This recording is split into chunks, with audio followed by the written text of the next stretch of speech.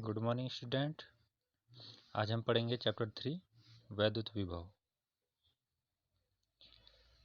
इससे पहले हमने वैद्युत क्षेत्र वाला चैप्टर कंप्लीट कर लिया है, गाउस की प्रमेय सेकंड चैप्टर, और थर्ड चैप्टर है हमारा वैद्युत विभव। तो वैद्युत विभव होता क्या है? सबसे पहले हमें पता है कि अगर कोई भी आवेश है तो जो आवेश होता है वो अपने चारों ओर उत्पन्न करता है वैद्युत क्षेत्र। अब इस वैद्युत क्षेत्र को प्रदर्शित करने के लिए हमारे पास दो मेथड होते हैं, दो तरीके होते हैं। उनमें पहला तरीका हमने पढ़ लिया है और वो तरीका था वैद्युत क्षेत्र की तीव्रता, जिसे हम ई से रिप्रेजेंट कर रहे थे, और जो कि हमारी एक सदिश राशि थी। यहाँ डायरेक्शन जो थी वो इम्पोर्टेंट थी, वेक्टर ई से हम उसको रिप्रेजेंट कर रहे थे। ठीक है, तो अगर हम उसी आवेश के वैद्युत क्षेत्र को प्रदर्शित करना चाह रहे हैं तो हमारे पास एक दूसरा तरीका भी है, और वही दूसरा तरीका जो है वो कहलाता है हमारा वैद्युत विभव। कहने का मतलब जो वैद्युत क्षेत्र की तीव्रता है और जो वैद्युत विभव है वो दोनों एक ही काम करते हैं, किसी आवेश के द्वारा उत्पन्न वैद्युत क्षेत्र को बताने का। लेकिन दोनों में अंतर क्या है? जो वैद्युत क्षेत्र की तीव्रता होती है हमारी वो एक सदिश राशि है, जबकि जो वैद्युत विभव होता है वो होती है एक अदिश राशि। अदिश राशि इसे रिप्रेजेंट करते हैं V से। अब आगे इसमें दो डेफिनेशन है। पहला आता है वैद्युत विभवांतर, वैद्युत विभवांतर, और दूसरा आता है वैद्युत क्षेत्र। तो सबसे पहले वैद्युत विभवांतर होता क्या है? तो अगर हम ये माने कि हमारे पास कोई आवेश है और वो किसी एक समान वैद्युत क्षेत्र में रखा है।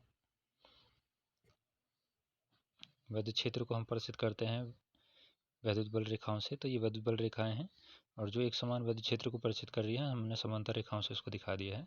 तो माना वैद्युत क्षेत्र है अगर वेक्टर ही, तो अगर हम किसी आवेश को इस वैद्युत क्षेत्र में ले जाते हैं तो वो आवेश जो होता है वो इस क्षेत्र के कारण, अगर ये प्लस आवेश है तो वो वैद्युत क्षेत्र की दिशा में ही बल का अनुभव करेगा, बल उस पर लगेगा, और वो वैद्युत क्षेत्र की दिशा में ही क्या होगा? गति करने लगेगा।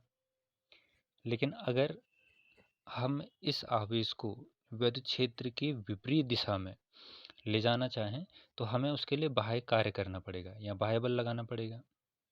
तो अगर हम किसी आवेश को वैद्युत क्षेत्र की विपरीत दिशा में एक बिंदु से दूसरे बिंदु तक ले जा रहे हैं तो इसका मतलब हम कार्य कर रहे हैं किसके विपरीत? उस आवेश पर लगने वाले वैद्युत बल के विपरीत। तो ये जो कार्य हम करेंगे, माना ये बिंदु ए है और ये बिंदु बी है, तो अगर हम आवेश को बिंदु बी से बिंदु ए तक ले जाएंगे तो इसके लिए हम जो कार्य करेंगे वो ही कहलाता है हमारा वैद्युत विभवांतर। कहने का मतलब वैद्युत विभवांतर में हम क्या करते हैं, किसी आवेश को बिंदु बी से और बिंदु ए तक लाते हैं वैद्युत क्षेत्र के विपरीत, क्योंकि वैद्युत क्षेत्र की दिशा में तो स्वयं ही चले जाएगा। तो वैद्युत क्षेत्र के विपरीत ले जाएंगे तो इसके लिए हम जो कार्य करते हैं वो कहलाता है वैद्युत विभवांतर। परिभाषा क्या हो जाती है कि वैद्युत क्षेत्र में स्थित किन्हीं दो बिंदुओं के बीच वैद्युत विभवांतर, अगर हम बिंदु ए और बी के बीच वैद्युत विभवांतर निकालना चाह रहे हैं तो हम उसको ऐसा भी दिखा सकते हैं, विभव का अंतर। तो ए पर कितना विभव है माइनस बी पर कितना विभव है, और ये बराबर हो जाएगा तो हमने कितना कार्य किया है बी से ए तक ले जाने में आवेश को, और बटे उस आवेश का परिमाण कितना था। माना आवेश जो है वो हमारा परीक्षण आवेश है क्यू नॉट, तो यहाँ वो क्यू नॉट आ जाएगा। तो यहाँ से हम वैद्युत विभवांतर की परिभाषा बना सकते हैं कि किसी परीक्षण आवेश को या एकांक परीक्षण आवेश को वैद्युत क्षेत्र की विपरीत दिशा में एक बिंदु से दूसरे बिंदु तक ले जाने में जो किया गया कार्य होता है वही हमारा वैद्युत विभवांतर होता है। कहने का मतलब अगर Q not equal to 1 coulomb हो जाएगा तो V A B equal to W हो जाएगा। जितना हम कार्य करेंगे वही हमारा वैद्युत विभवांतर हो जाएगा। कब? जब आवेश जो है हमारा वो 1 कूलाम है। मात्रा की बात करें तो कार्य का मात्रक हो जाता है जूल और आवेश का मात्रक होता है कूलाम, तो हम इसको वोल्ट भी कह सकते हैं। तो यहाँ से हम एक वोल्ट की परिभाषा भी दिखा सकते हैं कि यदि W इक्वल टू 1 जूल हो और Q not equal to 1 coulomb हो तो V इक्वल टू 1 वोल्ट हो जाएगा। कहने का मतलब एकांक परीक्षण आवेश को एक बिंदु से दूसरे बिंदु तक ले जाने में अगर हम कार्य कर रहे हैं तो वही कार्य जो है अगर 1 जूल है तो वो विद्युत विभवांतर जो है उन दोनों बिंदुओं के बीच वो 1 वोल्ट हो जाएगा।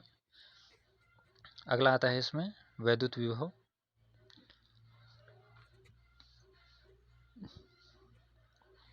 तो वैद्युत विभव क्या होता है? सेम वही कंडीशन है। वैद्युत विभवांतर में हम बात करते हैं दो बिंदुओं के बीच, ठीक है।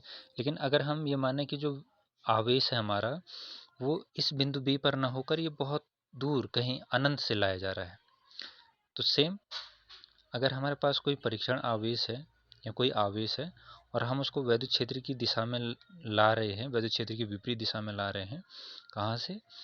किसी अनंत से। माना मुझे इस ए बिंदु पर विभव निकालना है तो इसके लिए मैं लाऊंगा उस आवेश को कहाँ से? अनंत से। और उस बिंदु तक लाने में जो हम कार्य करेंगे वो कार्य कहलाता है हमारा वैद्युत विभव। कहने का मतलब अगर हम इसी सूत्र से निकालना चाहें तो ये हो जाएगा हमारा वी ए या वी विभव कितना होगा? तो V equal to V A minus अनंत पे विभव, तो उसको हम जीरो मानते हैं। अनंत पे विभव जीरो लिया जाता है और परिभाषा वही है W/Q नॉट। लेकिन दोनों में अंतर क्या है कि वैद्युत विभवांतर में हम आवेश को लाते हैं वैद्युत क्षेत्र की विपरीत दिशा में एक बिंदु से दूसरे बिंदु तक, और वैद्युत विभव में हम उसी आवेश को लाते हैं अनंत से उस बिंदु तक जिस बिंदु पर विभव ज्ञात करना होता है। दोनों के मात्रक सेम है, जूल प्रति कूलम या वोल्ट।